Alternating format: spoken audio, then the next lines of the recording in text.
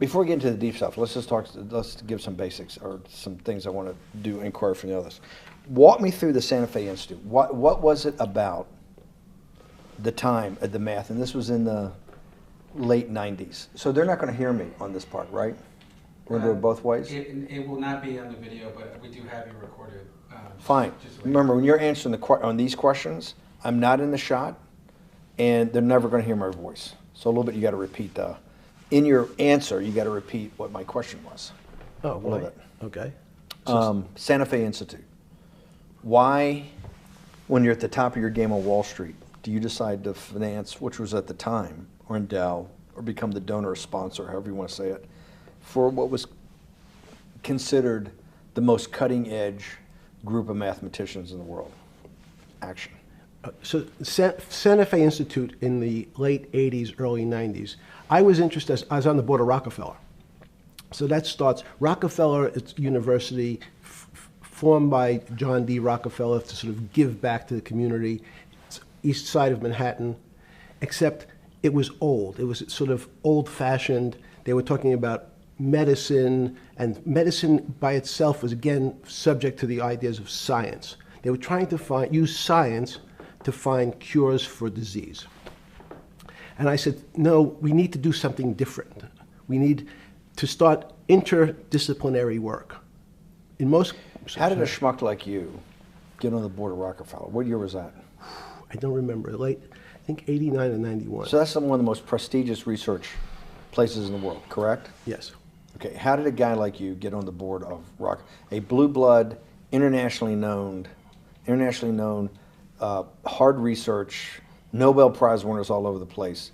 How do they pick a guy like you, a trader from, or basically some guy from Bear Stearns? Good question. So I was asked to be on the board of Rockefeller. And I think it was, I was on the board of Rockefeller. There was a money manager who said, Rockefeller needs someone with financial expertise because the university is growing and there's lots of new things. You have to, again, we go back to the original discussion the last time. Up until the mid-'80s or sort of early mid-'70s, the most important thing was your name. If you were Rockefeller, you already were considered to be brilliant.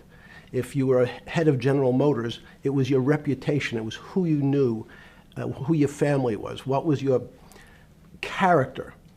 And then in the mid-'70s, basically, if you remember, you probably had a calculator. It was very advanced in those days to have a Texas Instrument calculator, where it could, by putting in the numbers, it would multiply for you to do square roots. And that was the first, and everyone who had a calculator was already advanced on Wall Street. A simple calculator, almost like your accountant. The most important parts of business were really now going to calculations. So it's not only mathematics, but it's things that could be calculated. Reputation couldn't be calculated. I could give you, are you a 10 on a reputation scale, an 8? What does it mean to have a measurement of your reputation? We'll get to that later. But places like Rockefeller needed someone to say, look, we're entering a different world where numbers and the numbers of companies, portfolio management was going to be balanced. It was going to be statistical. Jeffrey, could you come on the board? Potentially sit on the finance committee, Nancy Kissinger and a bunch of other people. And David Rockefeller and I got along very well. He was this unbelievable human being. Respectful to everyone. He introduced his driver as his colleague, not his driver. He would never say, this is my driver. He said, it's my colleague. And David started to explain to me world politics. So David would say, Jeffrey, money is going to be sort of the most important things. People don't understand money. You seem to have this knack for money. I said to David, tell me about your life. What was the worst and the best part of your life? So David said, when I grew up, everyone knew I was a Rockefeller. They didn't know that my father told me he would not leave me a dime. No money. But every time we went out to eat, me and my 5 friends at school, they would leave me the bill. They would expect me to pick up the check because I was a Rockefeller. And he said, I was chairman of Chase Bank. And he said, I remember like it was yesterday, one of the headlines in Time magazine said, David, please fire yourself. So he thought that there was a world that existed that would be a combination of both politics and business and leadership. What do I mean? He formed something called the Trilateral Commission. The Trilateral Commission is some spooky stuff. People said it was something, the Illuminati, there's some mystery about it, people that ran the world. It was politicians, but David said most countries, the politicians get elected for 4 years or 8 years, separate from the royal families in England or in the Middle East. Someone's there for 4 years and then they're not there anymore. The most important people to have stability and consistency would be businessmen. So he formed this Trilateral Commission of businessmen and politicians from 3 major continents. So it was the North Americans, the Europeans, and the Asians. So he said to me, would you like to be on the Trilateral Commission? Now, I was 30 years old, 32 years old. I said, great. And he said, well, you have to fill out this application so they have your bio. And I looked at the list of people, and it was Bill Clinton, former president of the United States, Paul Volcker, every great leader in America, the Asians, the Japanese, and with a very long description of their history. And they asked me to fill in what I would like to have written. And I wrote Jeffrey Epstein, comma, just a good kid, which I thought was funny, nobody else did. So in answer to your question, at that time I recognized around the world that monies and currencies were not really well understood. But again, it was only numbers. So numbers, and I'll get to the fact that it was bad thinking. Numbers are very good. Are most people that you meet, even on the Trilateral Commission, when you meet most people, do you find most leaders financially illiterate, economically illiterate? Most political leaders don't come out of a background of finance. Most political leaders come out of a background of being popular. So in some of the countries, in some of the African countries, for example, they might have been a military person. They were a general. In some of the African countries, they might have been a disc jockey. Or in our country, they would have been an actor. The knowledge of money isn't, they don't have expertise, they have no degrees in finance. They really, and this is one of the major problems, their expertise, if they have any financial knowledge, is of their own checking account or bank account and filling in their own taxes. So many world leaders who don't really have a financial underpinning make fundamental errors when it comes to money on a country or institutional level. Let me give you an example. If you, Mr. Bannon, if I said your assets increased last year, you'd say, that sounds pretty good. And I'd say, what does that mean to you? You'd say, well, I have more money. I guess I'm wealthier. I'd say, yes. And if your debt increased, would you feel wealthier or poorer? You'd say, well, I don't want to have increased debt. I don't like the idea of that sound, increased debt. Now, that and world leaders understand when their assets go up, they feel better. However, institutions like banks, things that people don't really understand are financial underpinnings of banks. When I say your bank, Mr. Bannon, you have the Bannon Bank, you doubled your assets. Sounds good, but what does it really mean? It means people owe you more money. You don't have any money, more money. What? Yeah. A bank's assets are how much it is owed by other people. That's crazy. So if the bank goes from $2 billion of assets to $10 billion, it means people owe it an additional $8 billion, but their assets have gone up. So the terminology of assets and liabilities is different for banks. It's not natural. And what most people, and you ask questions about world leaders, there's many people, I think your old boss Mercer understood, there's a fundamental part of money which is called fractionalized banking. And fractionalized banking is something that finance people understand, and the people on the street, and when I say people on the street, that's where I was when I started on Wall Street, would find it impossible to believe. Impossible. Why? Bannon Bank, I give you $1, just one single dollar. In our system of banking, I would say, okay, Steve, I gave you $1. How much could you lend out to your friends? And your natural reaction would be probably something less than $1 because I want to keep something in my pocket. The way our system works is if you as a bank are holding my dollar, you can lend out an additional $8 or $9. No, it's impossible. I only have $1, Jeffrey. We have something called fractionalized reserves, which is if you have 1, you can lend out 9. That's the way our system works. And so not only do world leaders not understand banking, but the man on the street, my father who worked in the park department, it would be beyond his imagination that people could lend out more money than they actually had in their pocket. Next question.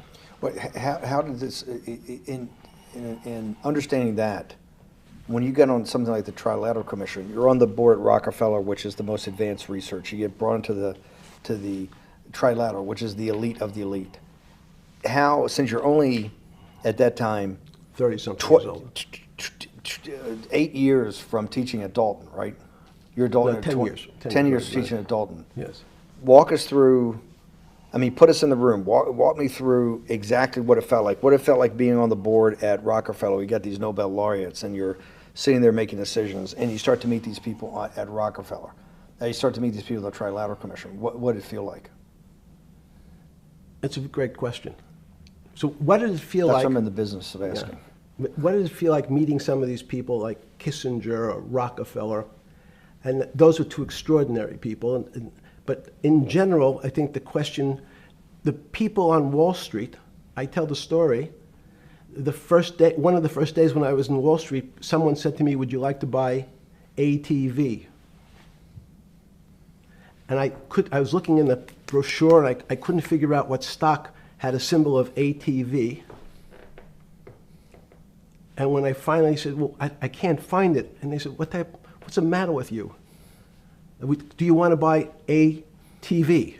Which is, he was selling hot televisions, stolen televisions from the floor of the American Stock Exchange, referred to in common parlance as the televisions fell off the truck.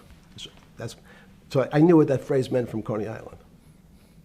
But what I found was most people, be it in business, in normal life, or in the world leaders, don't really understand money. It is something they think about. They have a sense of what it is. They certainly want more of it. But they also make statements like, we want more money, but we don't want more debt, which just shows a misunderstanding of what money at its core really is. So most people don't, they want to make it, they want to save it, but to understand it intimately is not a normal characteristic. At the first Trilateral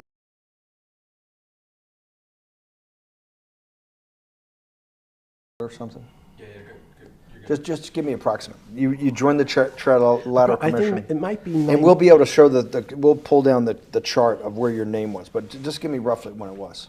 I think it could be 90. I don't remember. Okay. Let's say early 90s. Yes. When you got on the Trilateral Commission and had do you remember where the first meeting was? It was in Tokyo. In Tokyo. And at what hotel? I would like to say the Hilton, but it's probably not.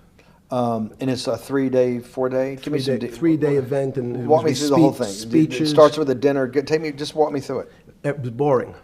You couldn't possibly think it was boring. It's bullshit. It was boring. You had to be stars in your eyes. No. Did you fly over privately? Yes, but it wasn't my plane. So it didn't count? No.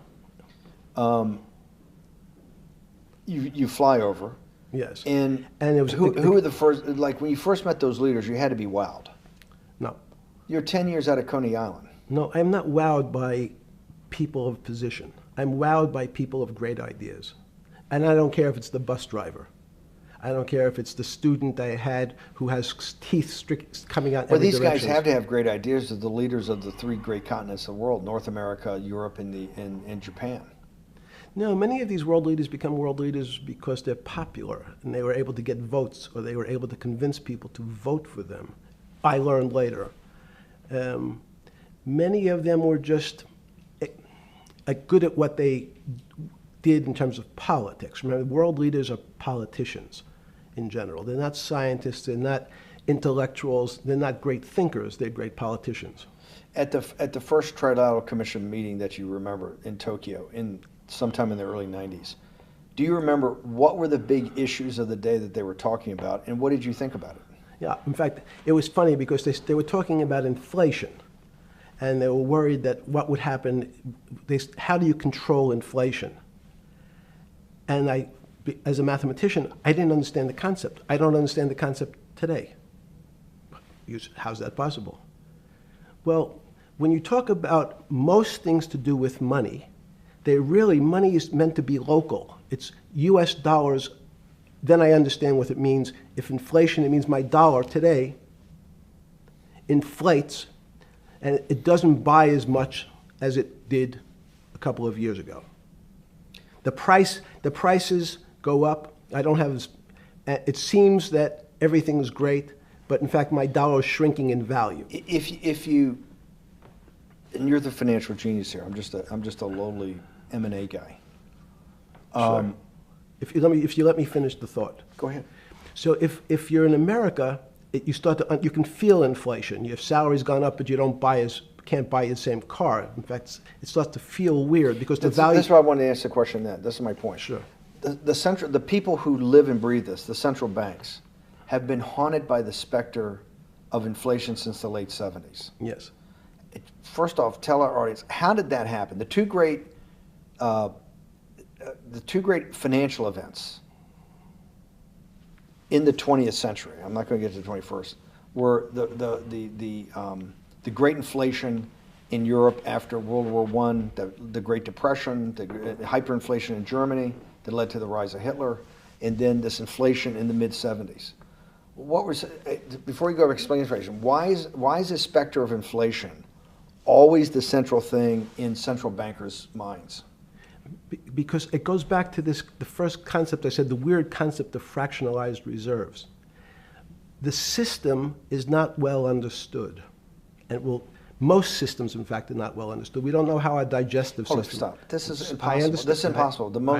The world banking system, the world currency system, the world monetary system Yes. has to be so well understood by the Greenspans of the world and the Bernankes of the world and you, right? The currency traders, the guys making billion-dollar bets every day. The legendary guy on Wall Street in the late 90s, Salomon Brothers. Lou Ranieri? No, the guy that wrote the money. Michael Lewis? Liar's Poker? Yeah, Liar's Poker. Who's that about? That great trader. Lou Ranieri. No, it wasn't Lou, the guy that ran the desk. That eventually ran the hedge fund that went long-term capital. Yes, I don't remember. Who's the guy? I want to say, I don't remember. I'm sorry. Lou Ranieri is big, but Yes. those guys have to understand the system perfectly. No, they don't understand the system. They understand the local part of the system. So, for example, why is not only inflation, most bankers are terrified if the public understood that the bank really doesn't have their money at any one time. One of the things during the Depression, there were runs on the bank. The reason the banks don't keep much money in the actual bank is they assume that not everyone's going to want their money on the same day. So it's not really the fear of inflation. The fear is a run on the bank. Everybody wants to take out something that doesn't really exist. Inflation is tied to interest rates. It's a more complicated example. But when your money doesn't buy the same amount of product this year than it did last year, if it buys less and less, like it happened, you used the term hyperinflation. There's certain countries that are not managed well, like in Africa at the current, A $100 billion bill, $100 billion bill in Zimbabwe is worth 1 American cent. That's the perfect example of hyperinflation. It goes up, it doubles every day. So people are afraid that their value in the system starts to break down. But so if I said to you, does your doctor understand your body system? You'd say, well, I hope so, because I want him to keep me healthy. But you could have a kidney infection, you could have a heart attack, you could have a broken knee. There's lots of pieces of this system. And in fact, when you ask the question, very few doctors understand your entire body. There's a specialist for your knee, there's a specialist for your polynoidal cyst, there's a specialist for your head, and now we have specialists in different areas. So and I'm going to get to your first question about Santa Fe Institute. The world economy and your body are both comprised of little systems interacting with each other and making one big system. This is what's stunning for all the little guys out there, the populist movement, the little guys that haven't had a pay raise in 30 years. They think that these elites, have everything. The guys in the room making the decisions, the party of Davos guys. You're sitting there, you don't think many people today really understand the complexity and really all the moving pieces and how they interconnect to the world's financial system. No, not only don't they understand the complexity, and that goes back to Santa Fe Institute was an attempt of trying to see if there was a way to mathematize, formularize, or algorithmically understand what the term complexity means. That goes back to the original question. Complex systems are complex by definition. But there's not necessarily, it's not one level of complexity. As we might say, well, our fingers are complex, the movements, the muscles of our hands. But it's not as complex as the blood system. Now I have a circulatory system. I have systems on top of systems. So that there's no one group of or person that really understands the way the body works. There's no one group that understands the way the financial systems work. You might understand U.S. bond market. Now, you've asked about the trade of long-term capital. That was a bond fund, very small part of this very complex system. So the goal of the Santa Fe Institute was to see, is there a way to get in, somehow understand how complex systems interact?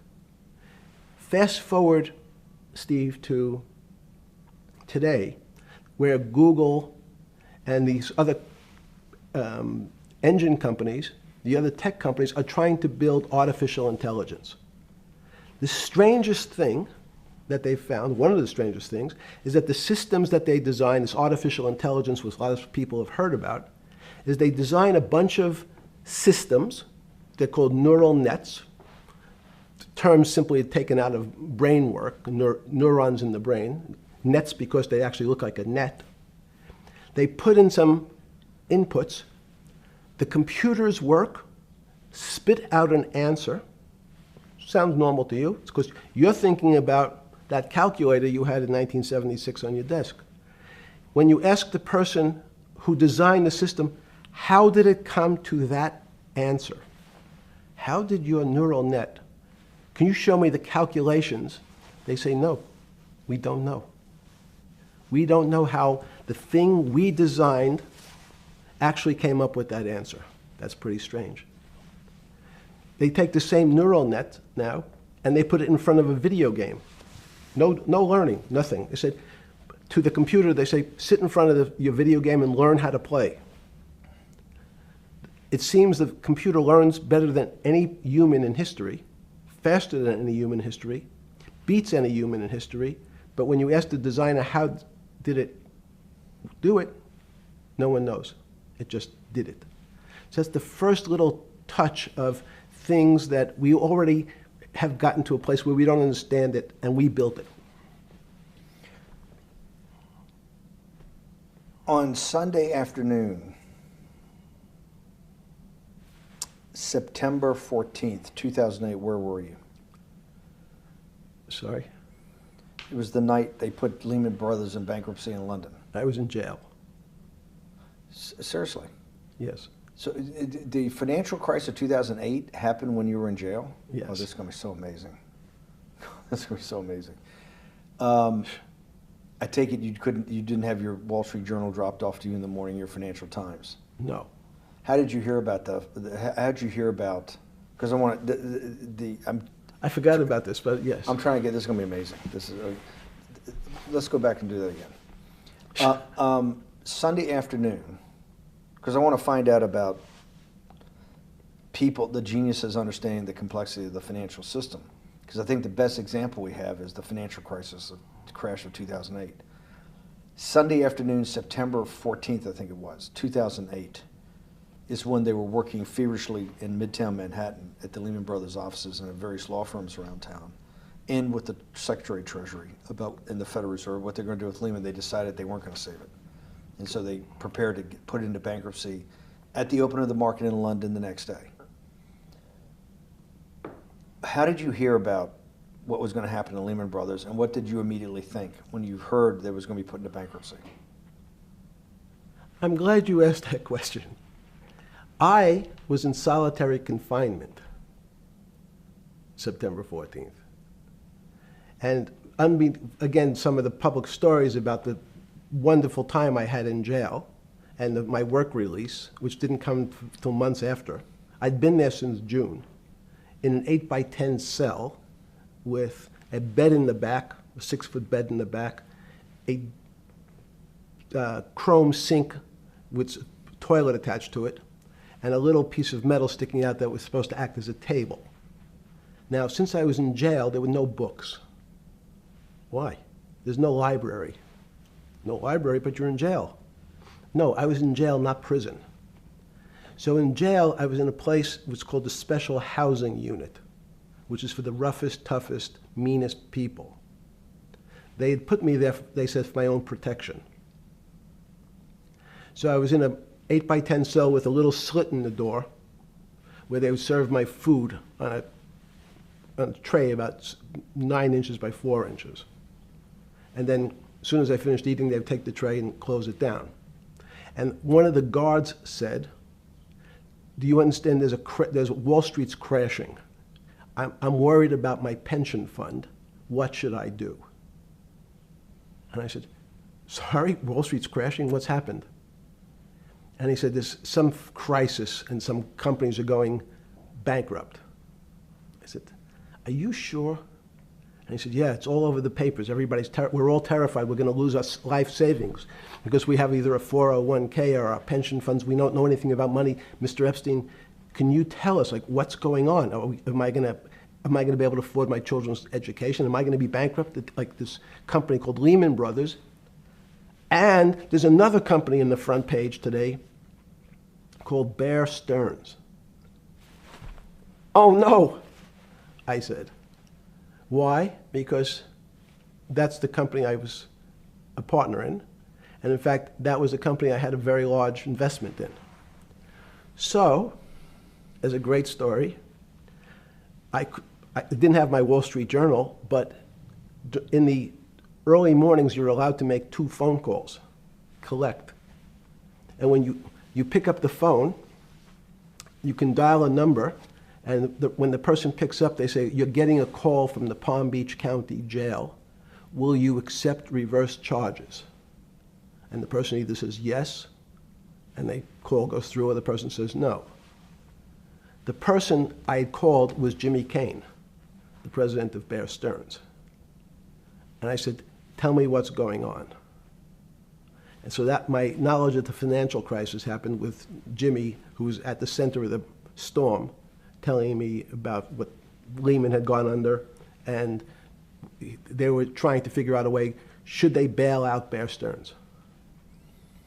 Did it strike you at the time of the mess you had made of your life to be in a situation that you're one of the greatest financial minds in the world, looked at by world leaders and asked your thinking by the most prominent and important people in the world, and here you are in solitary confinement. You got to make a collect call to somebody. Did it strike you at the time how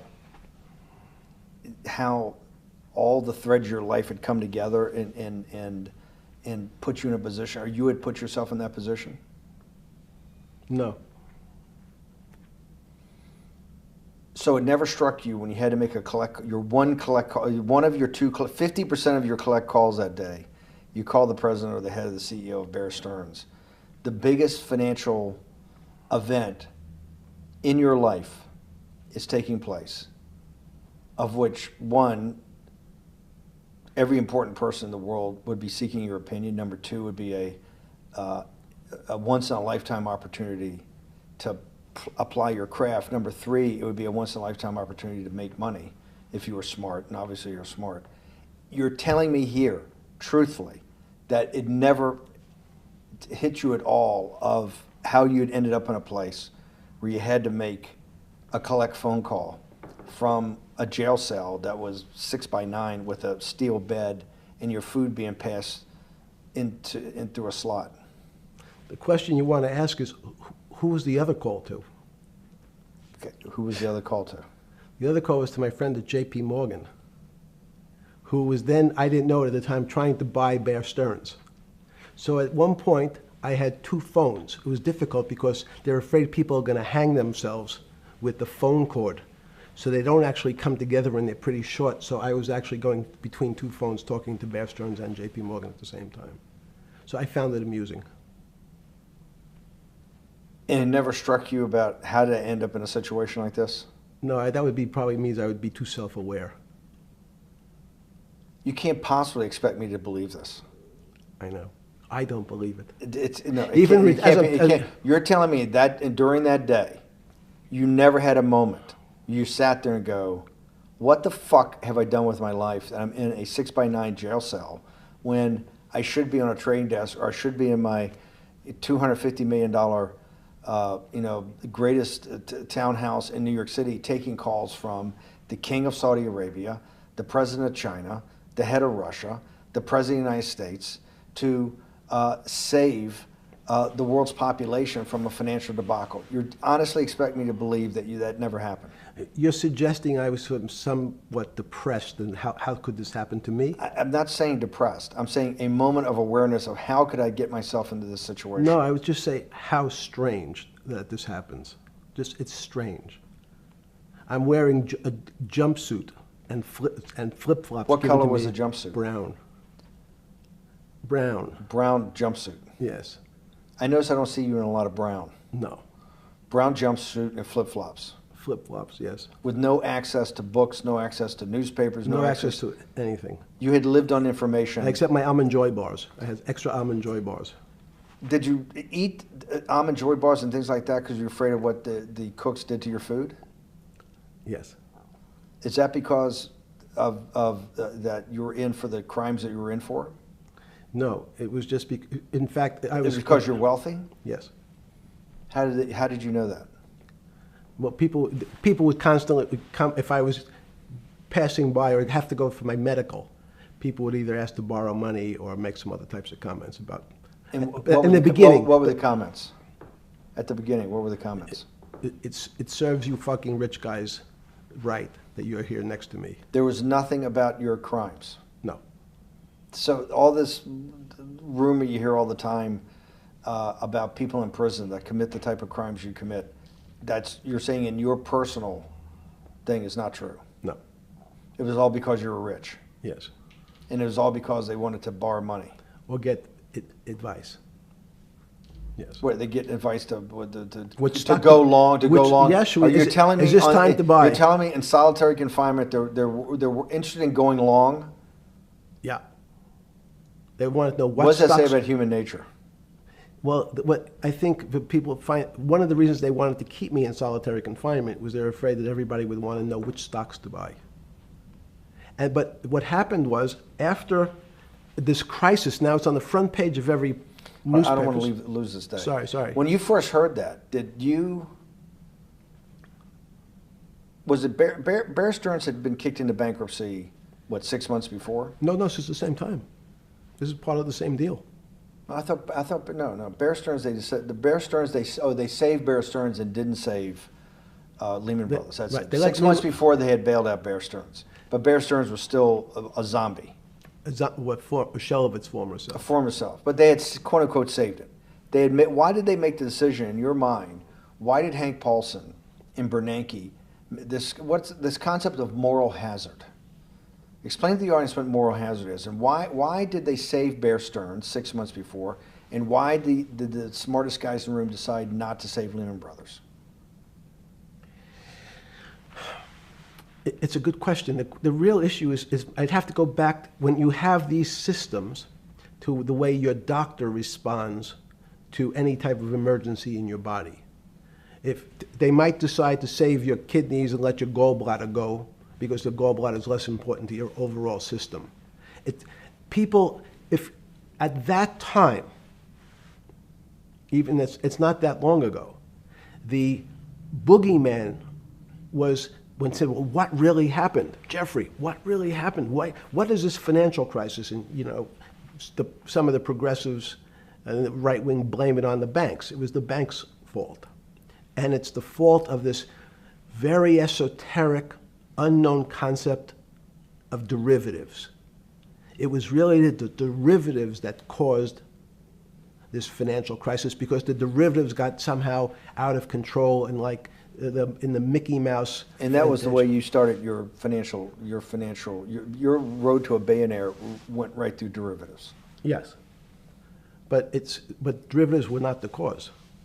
Derivatives were not the cause at all. It's like saying your hair was the cause of your heart attack because it was on top of your head. So what was the down. cause? There isn't, let me say, there's no one specific cause. These are system collapses. So many times when they have to make your death certificate, when you say, well, what did he die from? They'll say heart failure. But if you say, what was the cause of his heart failure? Well, he had low blood pressure, his sugar was high, he was diabetic, he had all these other problems. But you say, no, we need a word on your death certificate. Did he die from brain damage? Did he die from heart failure? That's the financial crisis. Many people said, well, what caused it? They wrote, like on its death certificate, derivatives. But derivatives are not a fundamental cause of anything. Was it Sunday or Monday? I take it was Monday morning when you made your two collect calls and you were talking to Bear Stearns on one hand and Morgan Stanley on the other. J.P. Morgan. J.P. Morgan. That was Monday morning. Did you, Jeffrey, being one of the financial geniuses in the world, did you understand what Lehman Brothers is going into bankruptcy, the domino effect, that by Thursday the financial system would be under such extremis that if it didn't have $1 trillion cash infusion in the United States, it might collapse? Did you know that at the time? Did you view that at the time? Yes. You did? Yeah. Why? Again, I don't want to bore you or the audience with the idea of it's a medical procedure, but you had system failures. So you'd recognize that if I said to you, did you realize when your father was on the ground and he was clutching his chest and he couldn't breathe, it was a bad situation, he could die. That's how I saw it. Did you immediately think about the commercial paper market? I mean, the mechanical triggers that actually you had to blow through these circuit boards. Did you know the circuits? Did you understand the circuits? Or did you have a concept of the circuits that were going to get blown through? Yes, but only because of an analogy to a body. And in fact, from my telephones against the wall with my little metal wires, because the next day I talked to another person in Washington about the issues of what I thought was happening, and I made the same discussion about the... They were at the Treasury Department? Yes. So in a 6x9 cell in... The phones were outside the cell. In Palm Beach County, California? West Palm Beach, Florida. West Palm Beach, Florida. This was your juice diet. West Palm Beach, Florida. West Palm Beach, Florida. West Palm Beach, Florida. You're making a call to Washington, D.C. to talk to some deputy secretary of Treasury. Someone in Treasury. Right. Someone in Treasury. Right. And that does not, the night before you go to bed, it doesn't dawn on you at all. You never have a moment of self-reflection that, how did I end up on this metal cot when I should be at the center of things? No, I had a telephone. So I've said, I can talk to, it makes no difference where I am, in fact. I'm still talking to the same person if I was at my home in Palm Beach. But I'm the here in difference is you're jail. home in Palm Beach. I can dial my That's a own phone.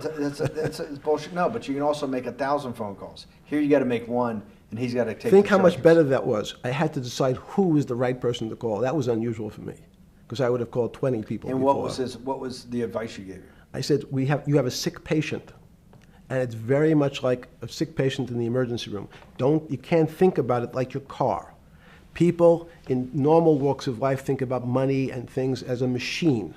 And unfortunately, so if your car breaks, cars are always easy to fix.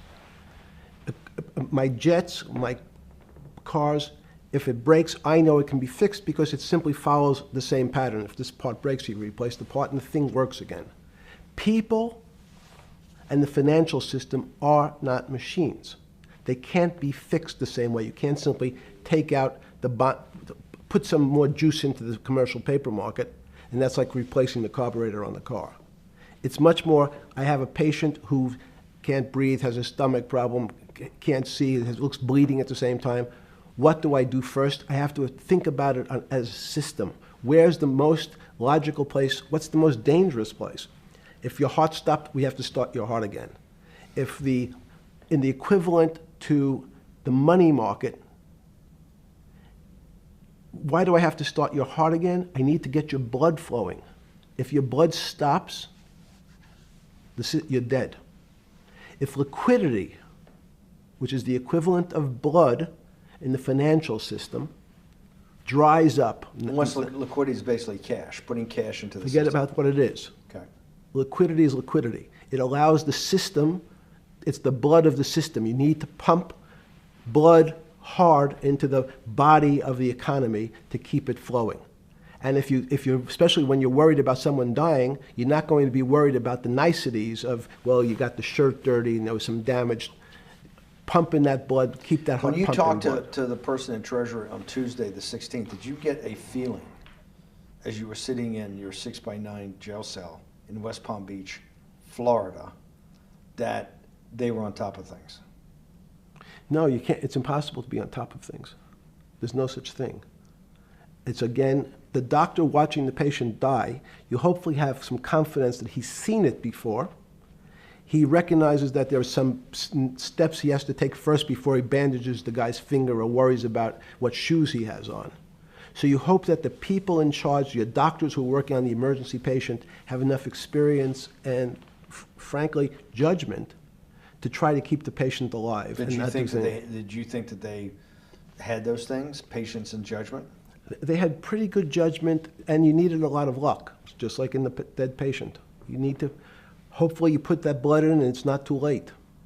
And you make some mistakes, but you have to know you're going to have to give it a shock. In the run-up to the September crash of 2008, Yeah. I guess you weren't occupied with finance. That whole summer, how long had you been in jail?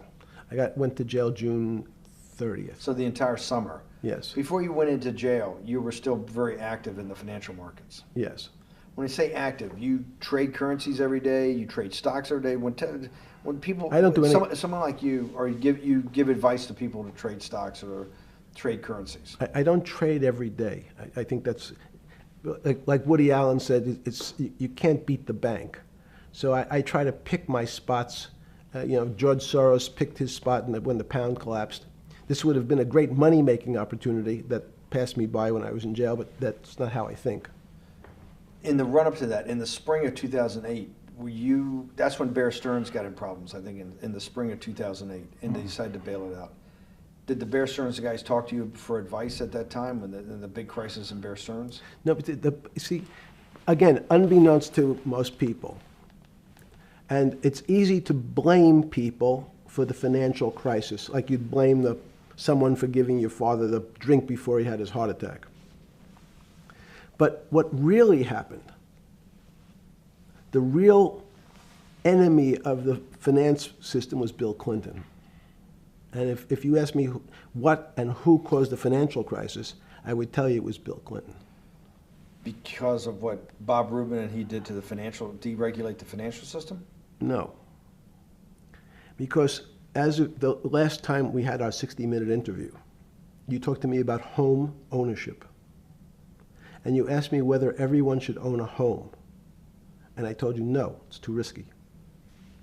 So the financial collapse of 2008 is because of hardworking African Americans, Hispanics, and whites who wanted to have a ownership stake in the society that all rests on their shoulders.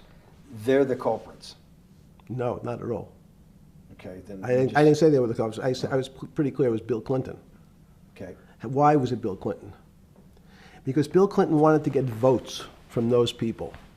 And he sold them the idea that instead of renting in a house, and historically the values of houses have gone up, and he said, you guys in these local communities who haven't been able to afford a house before, I'm going to show you a way. I'm going to give you a way, because I'm sure I'll get your vote, that you can own a house, because I want your vote.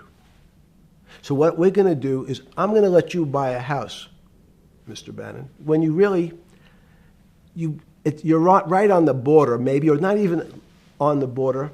Your credit is not good. Okay, let's be honest. And it's not my fault, it's not Bill Clinton's fault, but if whatever happens, at the moment your credit score or whatever it is, your credit's not good. Now, normally, you come to me and want to borrow money, I'm a bank, and I say, I'm sorry, Mr. Bannon, I can't lend you money because your credit score is not up to where it needs to be. Hopefully, if you work harder and clean up some of your problems, it will be. But no, what I say to you is, I'm going to figure out a way to lend you, not give you. I'm going to lend you money anyway, though you don't have a good credit score. And don't worry, I'm going to get rid of the term that you don't have bad credit. Bad credit sounds pejorative. You don't want to be a person. Sounds judgmental. Yeah, sounds judgmental. So what we're going to do is we're going to call your credit situation subprime. Oh, nobody knows what that means. Subprime. That means prime is good credit. Subprime is not good credit, less than good credit. So we'll call it something that people really won't follow, and we'll tell you what. We're going to have people lend you money, though you are a subprime borrower, and I will figure out some government agencies to guarantee your loan, though I don't think you're a good risk. So the banks say, no, no, no, we don't want, initially, the bank said, sorry, this is too risky, Mr. President, for us. We're in the business of managing risk. It's not our money. It's the hard-working people's money sitting in our bank. We can't lend to people whose credit is not prime. You're asking us to lend to people who are subprime. And he says, here's the key, if you don't, Mr. Bannon, I'm going to make sure the Justice Department charges you with discriminatory lending because you refuse to lend to my subprimers. In business terms, you should never lend to. But what we'll do is I'm going to form an agency called Fannie Mae and Ginnie Mae, just another agency names. They'll guarantee your loan. So don't worry. Don't worry. You don't have to pay it back anymore. Even though and maybe you don't even have to work as hard anymore. That's probably a harsh statement, but these players, these two big firms, Fannie Mae, will guarantee the fact that that bank will receive its money. Now, the bank says, wow, best deal in history. I refused to lend to Mr. Bannon, but now he has the big brother, his Uncle Sam. He went to his Uncle Sam, and Uncle Sam says, I'm guaranteeing it. The bank says, I want everybody. Give me as many people as you can give me, because Uncle Sam is the best credit in the world. Not only it's the United States government. We'll take it all. We'll take as much subprime as we can handle. because it's the best investment for the moment. It's a strange investment because it has politics that has inserted its way into the numbers. Politics doesn't belong in the markets, but now we're going to have, I want the votes, we'll make guarantees that you who can't get a house normally will be able to get a house from the bank. The bank says, this is the best deal in history. We will package 100, 300, 1,000 of you subprimers, and we'll sell it off to somebody else. And the whole system becomes mired in subprime mortgages. That's becomes the What do issue. you mean mired? There's just too much supply. It's a supply-demand problem. You get too much supply. No, it's a very good question. What does too much supply mean? Well, then you get to people, go back to your first question to me, government leaders. Government leaders know if they're good, and they can do mathematics, they can balance their checkbooks. So certain people in Congress said, well, how do you value these subprime mortgages? The banks say, we've been valuing them the same way we've always valued them for the past 20 years. The accounting firms, there's something in this country called GAAP accounting, which is a standard type of accounting. And we account for them the same way we've always accounted for them. If we paid $1,000 for your mortgage last night, when we put it on our books today, we're going to say its value is $1,000. It makes sense. I paid for it what's its value? It's $1,000. That's what I paid for it last night. No. The Congress people said, that's not really a good answer, you know. That doesn't give us confidence that you know what you're doing. Because what happens if you have to sell it tomorrow morning? Something's happened and you have to sell it. Remember, there's kinds of stress tests. Would you be able to value it at what you paid for it the day before? And Wall Street says, that's not the way you can think about this. This is crazy. We always value things at the cost from the day before. And they changed the accounting method. In essence, to say not what it was worth yesterday, but if I have to sell, what would it be worth? That's impossible. So what happens is every bank now has to value something they bought yesterday at lower than they paid. Never before in 20 years did they have to do this. So something they bought at 1,000, on their books was 1,000, is now 990. That starts to, you asked the question about what did I start to think about.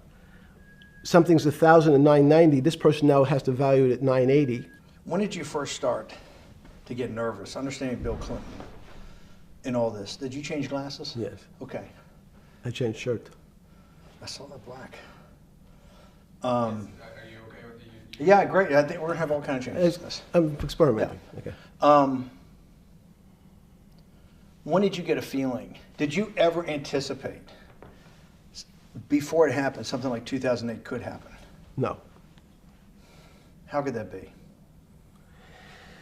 It's the word I can beat it to death. Is that it's very much like would I anticipate I'll have a heart attack tomorrow?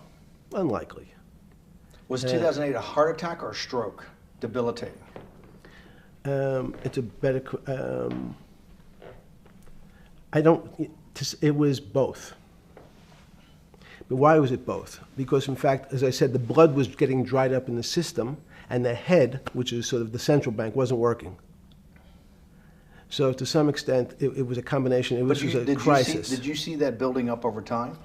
It's always been lurking in the background. I mean, if you have an older parent, would you say it's possible? Did you anticipate him having the heart attack today? No, you hope things are going to go better and maybe they'll fix it up. The system was getting too complex, and it wasn't based on derivatives, because what people keep forgetting, and as I was just explaining, Wall Street, and in many professions, including Wall Street makes it sound complicated. They don't want the little guy to understand what they do because they make so much money and they don't do very much. So they couch it in words like derivative and stock options and commodity futures and different types of contracts. It's all fairly, everyone is capable of understanding it. It is not complicated. But Wall Street, because they make so much money from doing fairly simple things, needs to make it more complicated than it really is. We had a very big recession in the early 90s based upon real estate and Japan basically imploding. Let's again, Okay. you had a recession in the 90s. I don't know what it's based upon. It's always interesting to look back and say, separate from there's certain triggers, like there, in the 70s there was a... What do you think it was based upon, the 90s downturn? It's clearly there was a huge downturn. No, I know there was a downturn. That's what I know for sure. That's a fact. That's all. Everything else is sort of speculation about why did he have that? I understand that, but Sorry. there's some speculation that has 0% probability of being true, and there's others that have 90%. In the range, when you look at the range of alternatives of what could have caused it in 90, and what I'm trying to do is get you all the way up to 2008. Look, you're the smartest guy in the room, right? You know that. Do you think there's anybody in the world today? Oops, this is going to be a bad question. No, but do you think anybody in the world today, the Alan Greenspans, the Bernankes, is there any central banker you know, any partner of any Wall Street firm, any guy running a trading desk, and I would take it that would be, or anybody at a Larry Fink at BlackRock, Steve Schwartzman at Blackstone, the top 100 financial guys, and let's throw in a couple of Nobel economists, and let's throw in the best professors at Wharton, at Harvard, at Stanford. Do you think that there's anybody that understands money or understands the world's financial system as good as you? There must be. But it doesn't come to the top of the head. No. Okay, fine. Now It's that I've gotten that, let's go back to 1990. In that arc from the fall of the Berlin Wall to 2008. Good. We started with the implosion in Tokyo of the Japanese economy, Japanese financial markets. We had the huge run-up in internet stocks, right? We had the implosion of that in 2000. The bankruptcy of Drexel Burnham in 90. Mm-hmm. Implosion of Japan, huge run-up in equity markets for the internet, implosion of the internet in 2000, 10 years later roughly. Mm-hmm. And then this run-up through the Iraq War and all that, the run-up to 2008. Every 10 years, it seems like, we're in some sort of 10 years before the 1990s was the 70s. You sound like an astrologer. Okay. And not a finance person. You're supposed to be a mathematician. It just seems to me a pattern of every 10 years. That's misleading. That's exactly right. Because people like to see patterns. People like to see patterns where there are none. So a pattern of a financial crisis every 10 years is just in my mind. Yes. Long-term capital that had to be bailed out back in the late 90s when everybody panicked. And that wasn't that bailout today would look small, and it was $5 billion or was $30 billion. Businesses fail all the time. But long-term capital, the Federal Reserve stepped in. But I'm saying people go bad. Things go bad all the time. Yes, you're correct. The audience is watching this, the little guys, they go bankrupt all the time and nobody gives a shit. You know why? They're a little guy. But when long-term capital management goes bankrupt, or Bear Stearns goes bankrupt, or Lehman Brothers goes bankrupt, people care because it's an unfair characterization. Why do you say that? Because again, it's the complexity of the situation. If you think about you have a complex system. You have your body. Now, in fact, the little guy is my finger. This is. And Bear Stearns is your heart. That's correct. The banking system is my heart. The system, I can't risk my because remember, it's not only my. You haven't been able to name. Hang on. You haven't. Hang on. No, hang. I was trying to hang. I wanted to see if the hang on worked. No. You haven't been able. You're not good enough yet. You're like junior wizard trying to do it. You haven't. Yes. I'll say, since we can't name another guy that's as good as you. There may be a couple out there. You're not bragging. You're humble. It had to be sometime. Please tell me there was some time before you went to jail and basically got cut off from daily information in the summer of 2008, that you started to get very nervous that this complex system, that something was deeply wrong? Okay, first, let's go back. When I say no one understands the system better than I do, it doesn't mean I You always understand. sound like a doctor. You're afraid he's going to get sued for giving a thing. Yes, you're not, no. gonna, you're No, not no, taking no. on any liability. There's no contingent liability here for yeah, your no, answers. no. But the word understand is the problem. Okay. I don't understand the system. So I don't understand the financial Will you system. please stop? You cannot sit here and Yeah, tell no, me. no. What we just went through, I'll go through again. The hedge fund managers, the money managers, the central bankers, the commercial bankers, the heads of the investment banks, the heads of all the trading desks, the top economists, and I'll throw in the business school lecturers at Stanford. Of all the top 200, 250, you can't name at the top of your head the guys are at least at your level. You have to understand it somewhat. No. Sorry. We all don't understand it. No one understands it. It's a miracle. It's that's part of the problem. It's impossible to understand. That word understand simply means if this happens here, that will happen there. It's predictable. Understanding means it's predictable. It's not predictable. That's the problem. In complex systems, that was the fascination. Is there a way to tease out some level of predictability? So even No, in fact, you would ask the question, it's a great question, which was it a stroke or a heart attack? Now, most people don't know that before they were going to have a stroke, they had a stroke.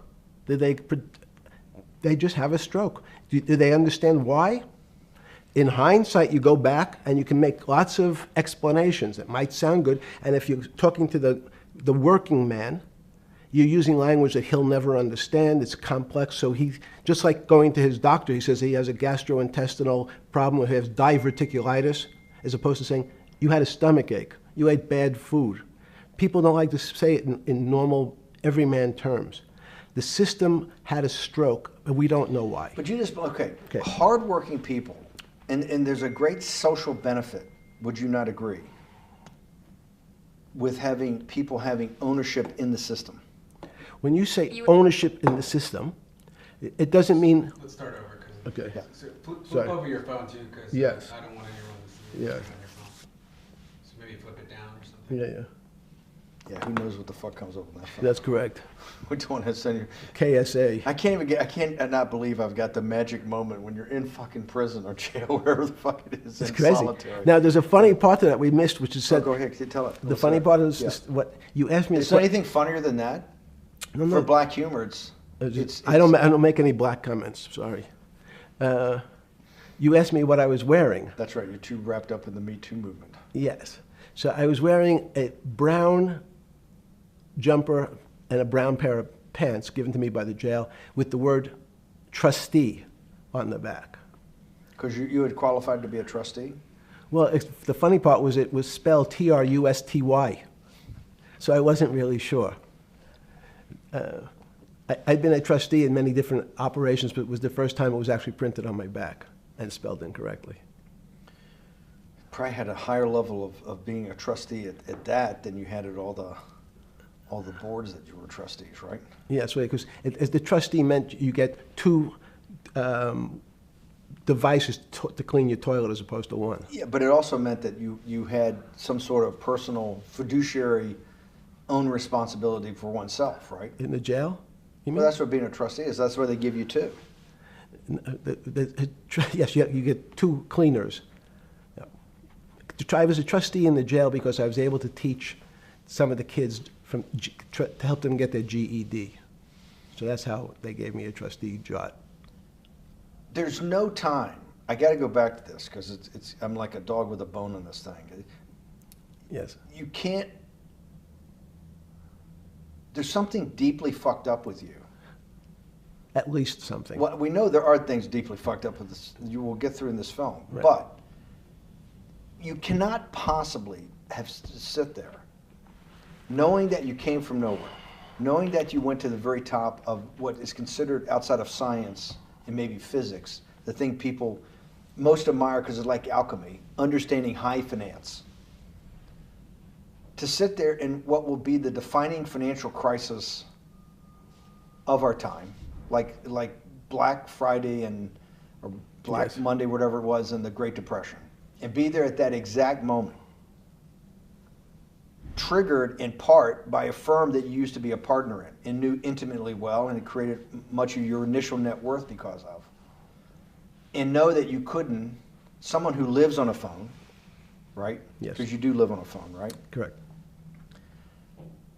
You had to make just 2 collect calls. You cannot tell me sometime during that day you did not have that conversation with yourself of how the fuck did I do this to myself to put myself in West Palm Beach in a 6x9 cell with a metal fucking bed with a brown shirt that said trustee spelled wrong. So did I find it amazing that I was there? That's a Not better- amazing, and I don't want to say it was not funny. Oh, I thought it was. I wasn't funny. Right. But Not I- amazing. no, it was incredible. Incredible in what way? This- Incredible, like how do I do this to myself? No. It's as incredible as me sitting here in this house. They are both just 2 sides of the coin. That's how I think about it. That my life today is incredible. Do you consider yourself a stoic? No. I consider myself a hermit. Stoics are not very happy. Being a hermit then, being in that 6x9 cell, being in the cell qua the cell was not the problem, right? Correct. What was the problem? The eating the almond joy bars. Because you couldn't eat the food. No, right. And but remember, my life is. Did that ever strike you that I can't eat the food because somebody might have done something to it? I gotta live off an almond joy bar, 1 a day or 2 a day or whatever. How many ever sneak in a day? No sneaking in. Your 1 almond joy bar, it did not hit you at some time? How the fuck did I do this? No. Let's go back to the spring of 2008. Were you so wrapped up in your personal issues at the time you were not spending enough time on the financial markets, or were you deeply involved in the financial markets like you normally were? In No, the spring of 2008? I was involved. So we're saying that the smartest guy in the room didn't see it coming. No, of course The not. bankruptcy of Bear Stearns, you just thought was a Bear Stearns problem. You didn't see it as systemic. I know you keep harping on it, but it's not. Because you're a mathematician and understands systems. I- It seems that anybody that understands that they had a systemic problem, you would at least be the first on the early search radar. If you're not going to see it, then I'm really afraid, because that means that I always assume there's at least a set of guys out there that have some sort of sense that something's not right.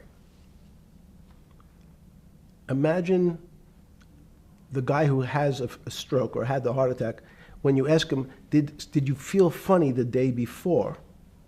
He's going to tell you, yeah, I didn't feel right. Something was off. I didn't feel right. I had my stomach was right. I felt a little dizzy. I felt a little weak. But if you asked him that day before, do you think you're going to have a heart attack tomorrow? He'd say, no, I just feel a little weak. I'm a little dizzy. My stomach hurts. So these systems, and that's the issue of complexity. What complexity says is that, in fact, everything seems to go along, and people have seen it. One of the great examples of complex systems is sand dunes. In fact, the sand keeps building up. People have seen some, and all of a sudden, one more sand drop, and all the sand starts running down the hills. That's the way I see the financial markets. When you funded Santa Fe in the early 90s or late 80s? I believe it was early 90s. I can get back to you. But early 90s, Santa Fe was funded for the study of complexity theory. It was studied with math. So let's back up. So why did I buy a ranch in New Mexico in 1993? So that gives you some sense. So I would have funded it in 1990. Los Alamos, which was the high energy lab up in New Mexico, was losing all its scientists. And They were Los closing- Alamos, it was where Oppenheimer and where a lot of the nuclear weapons program, the bomb. That's where the original bomb. Manhattan Project. Manhattan Project Yes. was Yes, sir. as Los Alamos, and you bought your property out in New Mexico to be near that? Yes, because the scientists were going to be, they cut the funding for high energy physics. But the people who worked in Los Alamos would still be in the Santa Fe area. They cut that because this was the Cold War dividend, right? I don't remember exactly why. It was because, again, people thought that physics and high-energy physics really wasn't that important. Because that was about nuclear weapons. No, it was because they decided, which may be not right, this was the same time that Murray Gell-Mann came up with the term quark, Q-U-A-R-K. He picked it out of an old poem, the word quark. But it was something, it was mysterious. So they were starting to understand in the 90s that our world of the physics world, there was things that were just unexplainable. They called it strange things. You gave it a name. You gave it some characteristics. You called it had charm. It was one of the terms. It had a charm. It had a flavor. It had a color. But nobody really, no one, Mr. Bannon, understood what it was. Just like the financial system. And you wanted to investigate that. I wanted to see if we could build tools so others smarter than me could help investigate it. And that was the beginning of your concept of the Santa Fe Institute. Yes. And Santa Fe Institute was founded to do study in this type of... Can these areas of strange things be described by some form of mathematics? So that's what I'm trying to get at. The foundational thought, the organizing principle of Santa Fe, yes, in the high physics lab at Los Alamos, right, which had been the headquarters of Manhattan, and the Trinity Project, right, the bomb. Yes. So you're talking about the elite, the high priest of physics. Of physics. Yes, sir. Which high priest of physics, some subset of that is also mathematics. Yes, they're both similar. Project out. One of the tools you want to do is to make sure that in this complex system, the finance system, I'm doing a lot of this for philanthropy and a lot for the good of mankind, but also to be able to understand this complex system, the most complex outside of maybe our body, of the financial world. Yes. Did they create tools, or were you smarter in than the mid-aughts, 15 years later, than you had been then because of work that was done at Santa Fe? No, it was great. But in fact, most of the money, most of my philanthropy in the area of can you describe things that appear to be unexplainable by mathematics, and can you fund people who have new ideas? And unfortunately, when someone thinks they've been able to, there was a man, Stuart Kaufman, when they think that, okay, I figured out how to be able to predict the unpredictable, what appears to other people to be unpredictable. But my system, in those days it was called genetic algorithms, can predict what things will happen, and they all want to make money. So they use their systems to try to figure out, they know they have figured out the way to make money because they figured out the unexplainable. They try, they go bankrupt, and we start again. So with a cold view, what I've come to realize is that the attempt to mathematize, formularize, or what in your prior work, to understand what really is, in today's world, still unexplainable, is impossible. They're miracles. Your first head of Santa Fe was Christopher Langdon, I think. Langdon from Australia. But Murray Gell-Mann was Murray really Gell-Mann was the funder. He was the rock. Yes, he was the rock.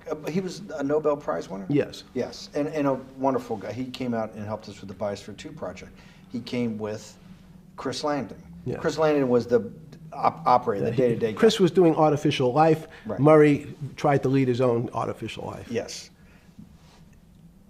When Chris came to Biosphere 2 for the first big conference we had in 1994, he was one of the most impressive guys there among all the world's elite. Kew Gardens, the Lawrence Livermore lab, the labs at Sandia, all the major universities, Lamont Doherty, all the big Earth observatories, Woods Hole. What set Langdon apart, I thought, and the reason I invited Santa Fe to be part of it, was Langdon actually made a presentation that everything, and he was making this to scientists, a lot of marine biologists, a lot of people that are just beginning, Wally Broker and people who were just beginning the study of climate change, at that time called global warming. That he made this compelling presentation that everything's really mathematics. Yes. It's all just back to math. And you have to, all these experiments you do, you're not, one of the reasons they're not considered by the high priest in physics as being real experiments is that they don't have a mathematical basis to it, and everything has a mathematical basis to it. Langdon seemed like a radical visionary. What happened to that concept? You go back 350 years. So you have Isaac Newton, you have Leibniz. From move forward, you have people like Heisenberg and Gödel, and what every one of those mathematicians and philosophers came to understand is that there's numbers can describe certain things, approximate certain things. But in fact, trying to put measurements and numbers on other things that are really unexplainable is folly. 300 years ago, they said that unexplainable realm was God. And people who attempted, in fact, to explain the unexplainable, who said, yes, I understand the unexplainable, were charlatans, they were the occults, they were the astrologers, they were the con men. Alchemist. Yes. Well, no, alchemist was, in fact, they believed that there was a way to transmute one metal into another. In fact, they always wanted to see if they can create gold. There's no reason, if you think about it, they recognize that one metal is different than another metal because it has some additional pieces to it. It has additional neutrons or protons or electrons. So because they thought it was a machine, they believed it was a machine, if I can take 5 protons and add 5, that gives me 10, I should be able to get gold. Move everything around inside these systems, the molecules transmute one molecule into another, and if this molecule I've transmuted it into is gold, I'm a rich man. It's back to money. But there's something strange happens. Isaac Newton says, this is really weird. If I want to push a ball on the table, I have to touch it. Maybe I have to blow on it. But I actually have to push one side of the ball or the book to move that side. I'm pushing here, and obviously this thing is what appears to us humans to be solid, so it moves as one thing. But the only way to get something to move was to touch it or put a force against it. Okay, seems to make sense. Everybody has that experience. I want to lift a glass, I lift it. If I want to push a ball, I push it. If I want to pull a ball, I pull it. But he recognized when the ball fell off the table, it went in a different direction. How's that possible? Nobody pushed the ball down. And he says, this is crazy. Why did the ball go down? I didn't push it. I just let it go. So someone's pushing the ball, because I know that I am confident that the only thing that gets something to move is with a force that pushes. So there's a force that's pushing the ball down. In fact, he called it gravity. He measured how fast it was pulled, but never was able to explain why it happened. How is it? What is gravity? It's this. Everybody says, well, why did the ball fall to the ground? Because gravity took it. But what's gravity? That's, as Feynman would say, that's the name of the thing. We have no idea what it is.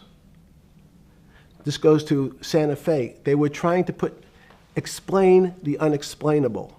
Can we measure? Can we figure out a way to predict the stock markets using these types of chaos complexity? Before we get there, let's walk back through it. Let's go back to Newton. Sure. Pre-Newton and then Newton. What did Newton solve that for millennia up to Newton had not been solved? And then I want to go forward all the way to Santa Fe, what they were trying to solve. Let's start with just 2 or 3 of the basic guys, but let's go with Newton. What pre-Newton, it was what? And then why is Newton such a genius? In such a in the, I think mathematically they told me one time, I've seen there's been 115 billion people roughly that have lived on the earth. And of that 115 billion, Newton. Are you sure that's a number? That sounds a lot very high. We only have 7 now. I think in the history of the earth, I think I'll pull up the stat for you, but I think it's 115 billion people. They figure that probably is inflation. That's why you have lived on Earth. But he's one of the handful of the most important. What did he solve for? Why is he so important for how we live today? And then we want to go through Leibniz and the other, 3 other major ones that get us to Santa Fe? Well, it's a long journey. This is the heart of what we're trying to do. Let me take a bit of a detour just Okay. a second.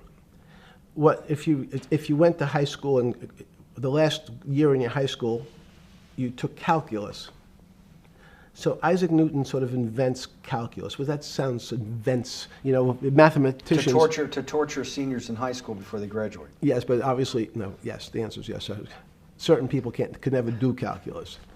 Why is that? Why is calculus why is that the dividing line between, to me, people who can handle that and can go on to do certain things, and people just hit the wall, even if they know math? It seems to me that that calculus is the thing that changes. It bridges. That's because it's about the theory of change and the theory of how things change. It's a great question. But in fact, what calculus does is it's somewhat philosophical. That's why mathematics Newton wasn't a mathematician, he was called a geometer. That's what they used to call themselves. They understood geometry and numbers. But there's an old conundrum where it says, during Pythagoras' days, Zeno's paradox it's called, where they said, well, if the wall is 2 feet away from me, and I take one step that's halfway to the wall, that'll be 1 foot away. And if I take another step that's half again, that'll be half a foot away, and then a quarter of a foot. I could walk forever but never touch the wall. Doesn't sound realistic, doesn't make any sense in our real lives of the physical. But what Newton understood is many problems were like that. Many things approached the wall, or in calculus, approached the limit, but never really reached it. So he said, it's okay, you don't have to reach it. We can do lots of the mathematics as if it was so close, it was almost there. And we could do lots of mathematics almost being at the limit. And this is really important, Steve, for today. Because most of the science up until today was things that are starting to approach the limit. You were taught in high school that if you had 1 divided by 0, if you remember your high school algebra, you were told, what's the answer to that? Is there an answer to 1 divided by 0? No, if you were in high school, I'd say, stay away from it. It's the boogeyman. You could write it down as it's undefined. It's not able to be determined. There's a bunch of things. But in fact, 1 divided by 0 is a strange things happen. It's a world of the strange. And what I'll explain to you after is that when you get 1 divided by 0, you get into a world we don't know what happens. The answer is it's not explainable. We can call it things like undetermined. We can have a convention to say it's X, Y, or Z. But in real life, we don't know what happens when you are actually at the limit. So Newton thought the same concept is that the limits were God. You got close to God, but you could never be God. He had this sort of religious interpretation. Okay, I want to go back to Newton. Why is Newton such a big dividing line in mankind's history? What is it about Newton? What is it about what he's trying to solve? What did they not know beforehand? And because we live to a degree in a Newtonian universe, although I realized later it was subparticle atomic physics, but at least for a while it was Newtonian. So what's the dividing line? Why is he so important? Why is he an inflection point in mankind's movement from the swamp to the stars? It's a great question. Stars was by Kepler. What Newton starts to allow us to do is to make accurate predictions. Remember that we've talked about that with money, about the things in our physical world, how cars, but he didn't have cars, how horse carriages moved, how bowling balls moved, how pool cues and pool table balls. Had people tried to solve that before Newton? Many. Heraclitus or Plotinus, Pythagoras, had these greats that we hear about, had they tried to solve the same problem?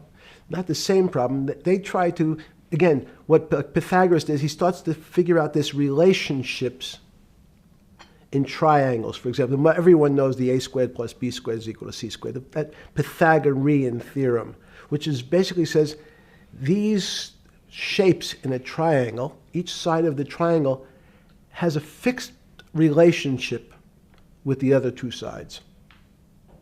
That's strange. He knew, again, but it was all numbers. This was a system of things in the physical world, and Pythagoras says we can start putting numbers on things that help you predict how they will behave. You can add two triangles and make a square, some different shapes. They were looking at geometric forms. Newton says, well, I want to know how planets move. I want to know how things around me move. Can we find formulas? Can I find formulas that explain what I see in the physical world, how physical things interact and how they describe one another?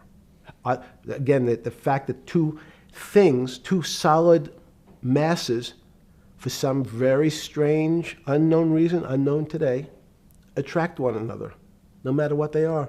People have seen the experiment. You hang something, two little metal balls from a string, and they move towards each other. In fact, they move towards each other was very specific. So when you drop the ball to the floor of this room, Newton says, in fact, the room came up a bit to meet the ball. The room moved. It's imperceptible. You can't really perceive that motion, but they attracted each other with certain ratios. So he started to be able to measure things in the physical world. And that was great advances. It also, now you wanted to move very quickly. Unfortunately, most people, especially in the 20th century, 19th century, said, well, like Newton, let's measure everything.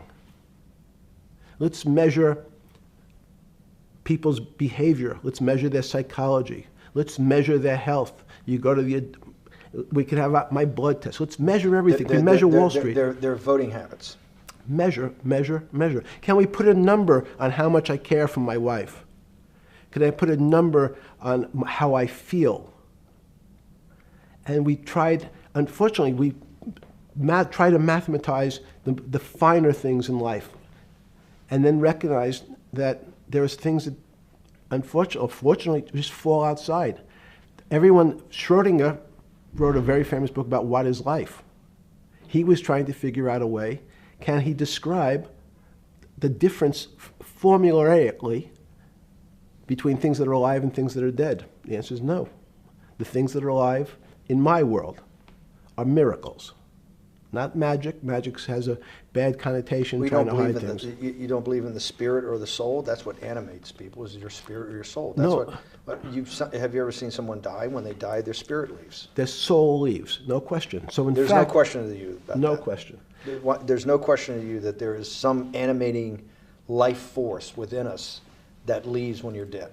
Yes, in fact, I refer to the soul. This obviously a certain the questions in the past, even Because during people would normally think you were soulless. So Thank you. But have you talk about you actually believe in it and have done some thinking about it is pretty shocking in its own right, isn't it? Well, again, mathematics, Leibniz thought. We know Newton was at Cambridge, and he was the head of the math department, right? He's a professor, essentially. Yes. But Leibniz, was Leibniz a German professor? Yes, but what Leibniz said is the soul is so strange because God took chemicals, which is simply the material, like tables, and he somehow made this material able to have a thought. How strange is that? Not only does it have a soul, but some way it was put together that this material substance is able to think. So when you say to me, it's obvious to everyone that there's such a thing as a soul. Now, if you're part of the Charlatanville, you'll try to explain it to people. The soul I describe as the dark matter of the brain. Why is it dark matter? Because in high energy physics nowadays you hear terms of dark matter, dark energy. Again, terminology, it's a complicated term. Why is it dark matter? Because we can't see it, that's all. What do you mean you can't see it? Well, somehow we see something moving towards this area of darkness. Something, I can see this thing.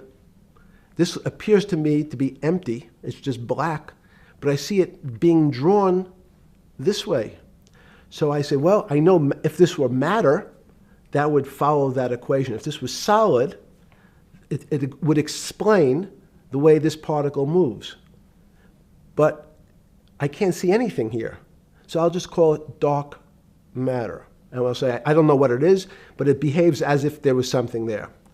The soul is obvious to everyone that there's something different between things that are alive and things that are not alive. But we have no idea what it is. It's currently unexplainable. I believe we need an entirely different system of analysis to try to figure out. But Sorry. No, with Newton, with all his alchemical studies and things he worked on the spiritual side, Leibniz had just talked about the soul, Schroeder talked about what is life. If a modern scientist or someone that you funded at MIT or at Harvard or one of these things talked in those types of terms, they would be considered to be a wingnut today, wouldn't they? They would not be on the path for tenure, right? Unless they were in the philosophy department. This is exactly my point. We're talking about three of the greatest mathematicians in mankind's history that have really changed mankind. Talking like this, what happened? How do we get to a situation where they could not be in the high physics, they could not be in the mathematics department or working in high energy physics? Good, it's an easy answer. Newton was a combination of mathematician, or geometer then, and philosopher. And as time went on, those disciplines seemed to move apart. We had philosophy, some of the philosophers can't do math, and some of the mathematicians. And again, mathematicians often break into two categories. People that solve problems, those are more like geometers in the old days, just problem solvers. And then there's thinkers, theoreticians. They're more like the old movement towards philosophy. But neither one of those two groups have been able to figure out why something is alive as opposed to something that's not alive. No one's been able to describe what the soul is, but we all know it exists. And I think what we need is science is a bad word. I think science only describes the things we already know about the physical world. In fact, there's an argument that the physical world that we see has been created out of our systems of mathematics. Mathematics, everyone knows mathematics describes the physical world much greater than it should, unless my view, the physical world really comes out of conscious beings that have mathematics. So they create it. This table appears to you and I to be solid. To a bat, because we have light that's bouncing off the table into our eyes, it appears solid. If instead of eyes that responded to wavelengths of visual light, our eyes responded to radio waves, the radio frequencies, it's not different, it's the same type of frequency as light, but different speeds, the table's invisible. We know that our phone works in this room. So the waves are coming through the windows, the waves are coming through the walls. So the walls are invisible to that type of radiation, that type of energy. The walls I can see them because my eyes, a physical system determines that the walls are there. You, with Murray Geldman, you founded, or were the original donor, and had the idea of Santa Fe Institute. In 10 or 15 years later, that effort to study the complexity of systems mathematically. Yes. Was it's a total failure. Yes. A total failure. Total failure. Why is that? It's the failure of science because, in fact, if to some extent science doesn't describe romance. I don't know why I'm attracted to somebody. I don't know. People are attracted to each other, and everyone has the same feeling. They've seen someone walk in the room, and they say, "Oh, that person gives me a creepy feeling." Science has tried to describe. Science doesn't describe what creepy feelings means. They just know it's a creepy feeling. I think women as I said the last time, have an intuitive sense. What is intuitive? They have intuition, they have feelings, and they're able to deal in the realm of things that men, especially men like myself, find unexplainable. Women have intuition, men see things a bit differently. Men want to measure everything. Women are not really that interested in measuring. In what you're saying in macro terms, you actually think science, mathematics, maybe ultimately technology is moving to that more intuitive? I think science and math are old-fashioned. And unfortunately, people are still taught that they have to learn algebra in school and certain things in school, as opposed to learning to have an emotion. Is this what Larry Summers was trying to get at? Maybe he didn't say it perfectly enough, but what he was trying to get to in that system, the systems we study today, the way mathematics is either taught or understood, that women just haven't gotten up to the highest realms of engineering or physics or mathematics because of that, and you're actually implying that there's a either new branch of science, or we've hit an inflection point like in Newton that's going to go in a Newton took mankind in a different direction because he was able to measure. Then you had subatomic, non-Newtonian physics later. Are you saying that you think there's another developing field that's coming up that may take us, I don't know how many decades to get our hands around, but that's what's evolving out of this? Yes. Yeah. In fact, I think that mathematics, it's not the end of science. Every year someone says it's the end of, we can't discover everything. There's lots to discover with a relationship to the physical world, but we know a lot already. In respect to the unexplainable world, we almost know nothing. Women, again, sense it. And instead of Larry Summers, I won't digress too much, but Howard Gardner early on said, there's not one form of intelligence. It's not mathematical intelligence. There's emotional intelligence. There's kinesthetic intelligence. There's this argument that I reject that black people are less intelligent than white people. It's not true. We know, for example, that if I was in the forest and I had to run from the lion or figure out a way not to be eaten, and my competition is a local African, I'm the one who's getting eaten because they have the intelligence to deal with their local environment. So it's just different. It's not better, it's not worse, but there's many differences amongst different types of people. And so people have different intelligences, and they excel in some intelligences usually, and less so in others. When did it come to, because the world of high finance is a world of pure reason, or is it a lot of emotion and gut checks and on trading desk and central banks when these decisions get made? Is it that high church, like the high church of science of high energy physics, or is it as much emotion that comes in as much as the mathematics and the reason? It's a great question. I think if you talk to really experienced and successful traders, and you ask them how they know what's going on, they can't give you an answer. They don't know.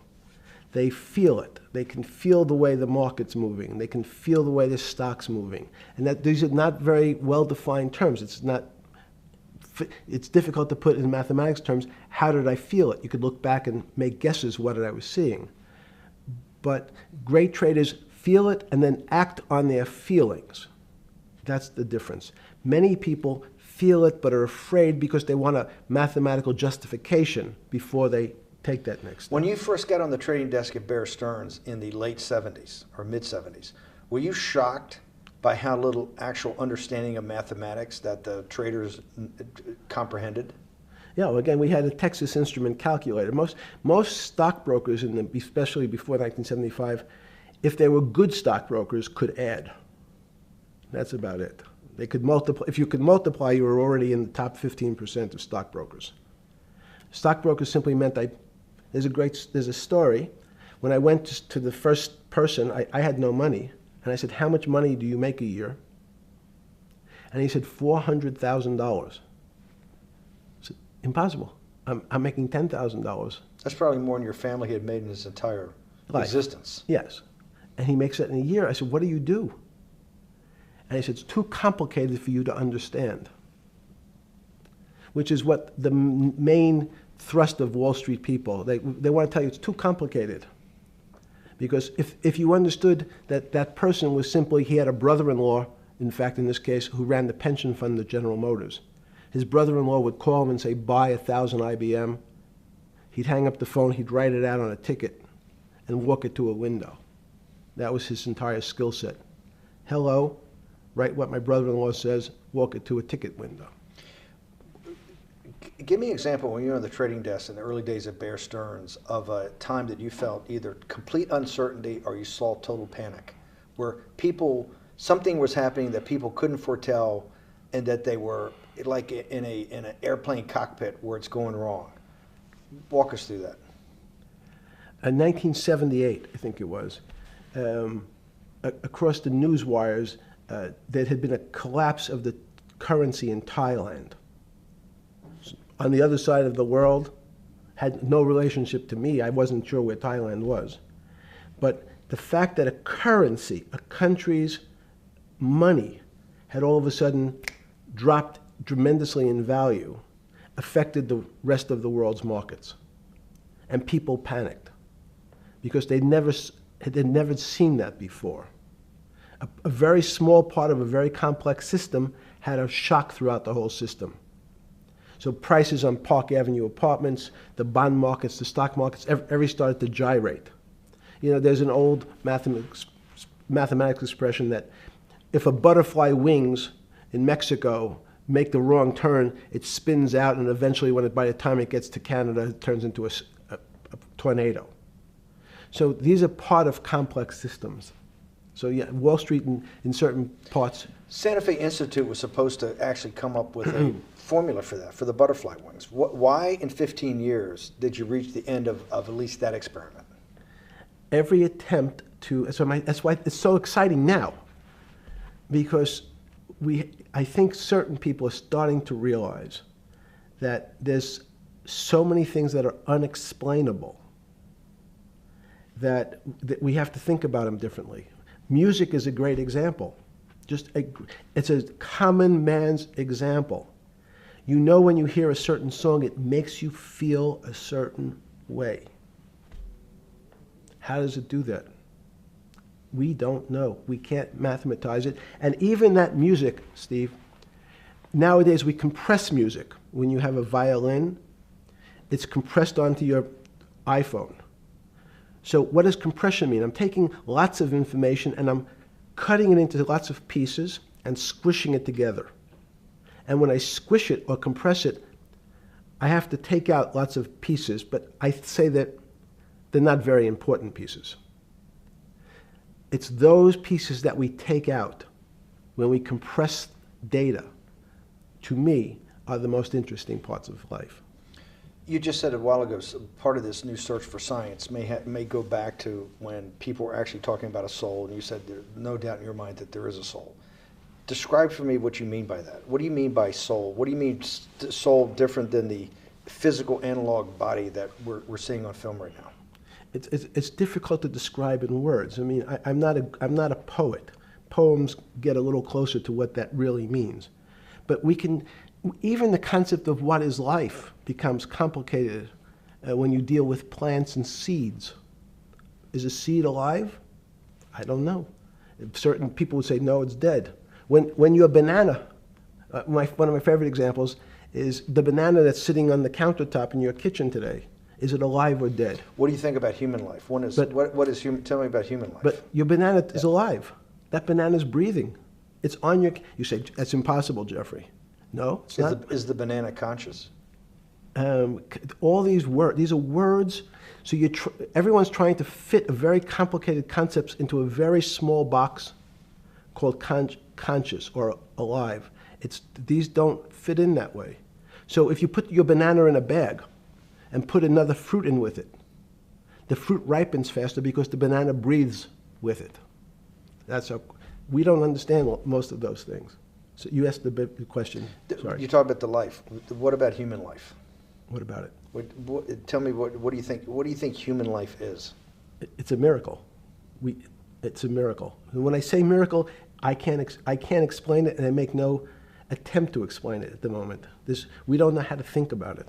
And anyone, and again, another one of the Feynman quotes when he was talking about quantum physics.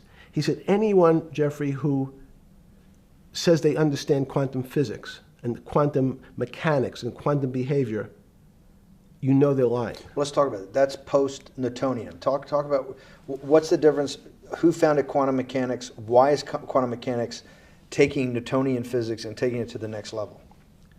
It forms a much broader category. Let's go back to this desk. You use the thing of Newton using this desk. Why can't Newton's theory explain everything? Why did subatomic quantum mechanics or quantum physics have to come in to explain this? Well, so let's go right back to square one. Why is it called quantum physics? So quanta is a word that simply means packet, small amount. So it's quantized.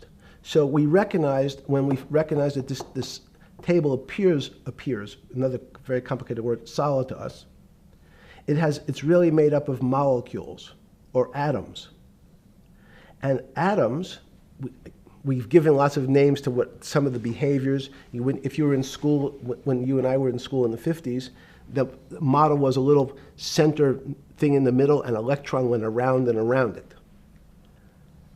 It was seen as a ball that went around and around it. And as we started to look at, say, well, let's see what this ball looks like. I want to be able to examine that little thing called an electron. We found that there was nothing there. There wasn't the thing. It was simply a cloud of energy that we can call an electron. So we already started to see mysterious things as we go into very super small quantities, quantum physics. So quantum physics started to go into the very small, and at very small distances, we see things that we can't explain. We just cannot explain. How am I doing on time? 4 minutes. Fine. And to summarize, no, sorry. Let's go back to human life. When do you think human life starts? It's not these. So you see, this is the question. You're asking me to measure something again.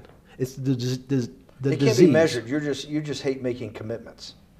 That's why I'm not married. I'm peeling this onion back a layer at a time. All your bullshit and happy target can't be measured like that. Is that to say measure it's a commitment. You don't even like a commitment when you answer a question. I don't know. As they say in golf, commit to the shot. I don't know what it means to be measured. You do know what it means to be measured. You're one of the leading currency traders, hedge fund guys, or stock market financial wizards. You're in the high priesthood of high finance. You certainly know how to measure. That's why you're a billionaire. Any other answer besides that is total and complete bullshit, and you know it. I know very few things. You know things can be measured. You measure every day. You weigh and measure every day. You weigh and measure people. You weigh and measure leaders. You weigh and measure economies. You weigh and measure politics. It's a very good. You weigh and measure. You weigh. Hang on. Your whole life, in fact, is measuring. So what you've now done is a great thing, is you've used the word measure, a mathematic term, in the common vernacular and abused it. So I don't even recognize what it means. It's so abusive to my field. Why? And let's go to that. In mathematics, measure means what specifically? There's no specific.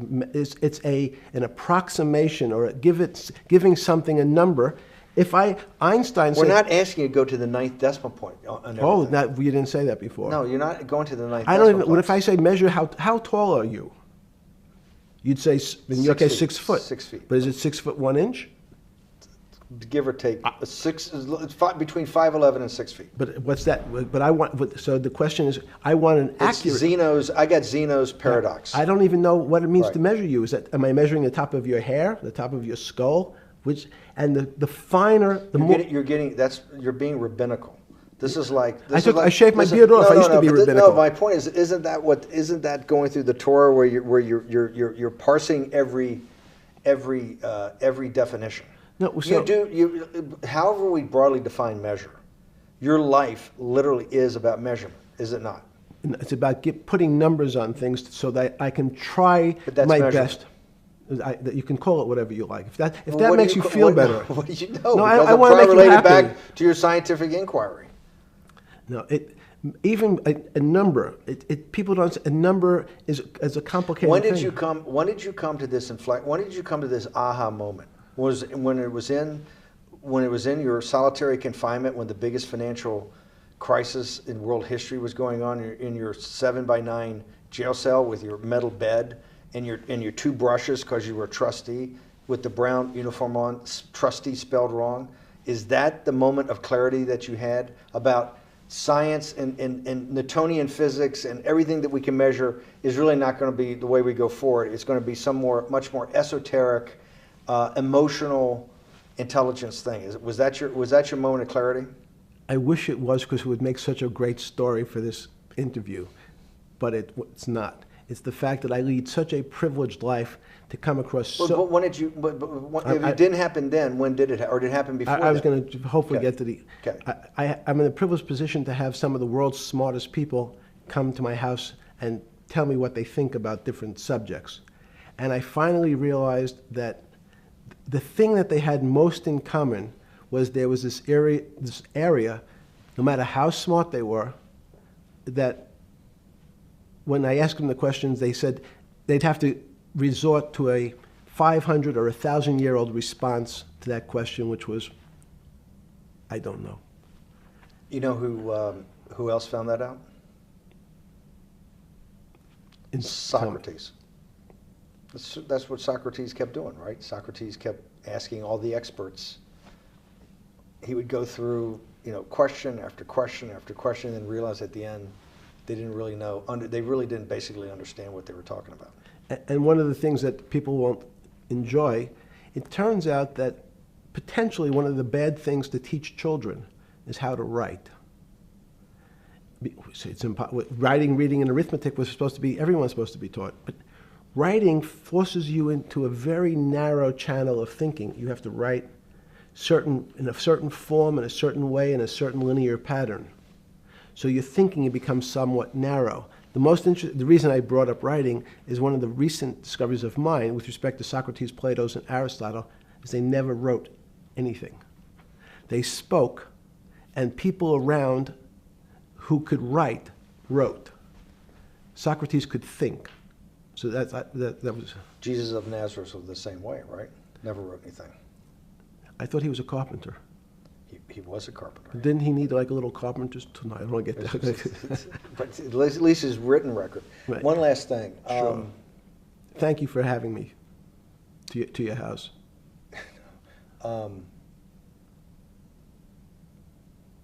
Vegetable juice. Let's go back. Look what vegetable juice does. When did that? The beginning of that. Was there any one aha moment in all these great thinkers? Did it happen before 2008? Was it after? That came up over, I know, many years. But when did you actually realize, hey, something new's got to be developed? Yeah, that's great. Is that because again, I'm privileged enough to have people around me who've given lots of philanthropic gifts to institutions of higher learning, and when I said the impact, how do you judge the impact of your giving? And we sat down and said, no really new ideas have come out. And I realized that, of course, it hasn't come out because we've been looking at using science and mathematics, and it's the wrong tool. It's obvious. Institutions that are set up and try to put forward knowledge and understanding and truth, should they take your money? Derek Bach at Harvard said, taking money for good causes is a good thing. So if Hitler took all the gold out of the teeth of the Jews and said, I want to give this to Heidelberg University to fund the Leibniz chairs so that I can study high energy physics, Derek Bach would say that was fine? Again, these questions are questions where good people on both sides, like your Charlottesville, could differ. I don't know the answer to these questions. So tell us the two. Give us the two answers. The one answer why it shouldn't be, and then the one answer. Derek Bach says, I'll essentially take cash from anybody because I got so many projects, so many good guys, and this is the way I'll do it. So I'm indifferent to where the cash comes from. Money's money. And if I got good guys, I'm the fiduciary that says these are good people and this is good research, okay? I'll take the cash from from any source, including you. What's the other argument? Let me give you that. I know in my case, Is your money dirty money? if you live, I just asked a question. Is your money dirty money? no, it's not. So in fact, Why is it not dirty money? because I earned it, a heart. But you earned it. I earned it legally. We went back to this before. You earned Yes. it. You earned it, advising the worst people in the world, right? That do enormous bad things, and just to make more money. So instead of asking me the question, should you take the money? Because I think it's a legitimate question. Do you think it's a legitimate question? Yes, no Why? question. Because I think about, I think ethics is always a complicated subject, but I can tell you that with the money I gave to help try to eradicate polio in Pakistan and India, instead of asking me whether that money should be given to these children for vaccines, I think you might want to ask their mothers who received the vaccine, who know their child now won't get polio, and ask them if Epstein should have helped these people with their money. If we walked in, you're a mathematician. You're a mathematician. If we walked into that clinic where they're giving that money out to these people that are in the most dire straits of poverty and sickness, and told them that the money was coming from class 3 sexual predator? Tier 1. What's tier 1's the highest and worst? No, I'm the lowest. I'm the lowest. You're yes. the lowest. Okay, tier 1, you're the lowest. But a criminal. Yes. That the money came from them. What percentage of people do you estimate? I understand you don't like probabilities. Do you estimate would say, I don't care, I want the money for my children? I would say everyone said, I want the money for my children. Did they know where the money came from? I think if you told them, if I told them the devil, 100%. the devil himself. The devil himself said, I'm going to exchange some dollars for your child's life. Do you think you're the devil himself? No, but I do have a good mirror. It's a serious question. Sorry. Do you think you're the devil himself? I don't know. Why would you say that? Because you have all the attributes. You're incredibly smart. You remember the devil is Was somebody the devil knows smart? The devil's brilliant. You read Milton's Paradise Lost. No, the devil scares me. Satan is at the number 1 or 2 archangel, and the reason he goes to hell and leads the rebellion is because he can't be the top guy. And his thing is, I'd rather reign in hell than serve in heaven. I saw that in a movie once called American Dharma. I don't remember who said it. Okay, we have to go. Okay, good. Okay, that was good.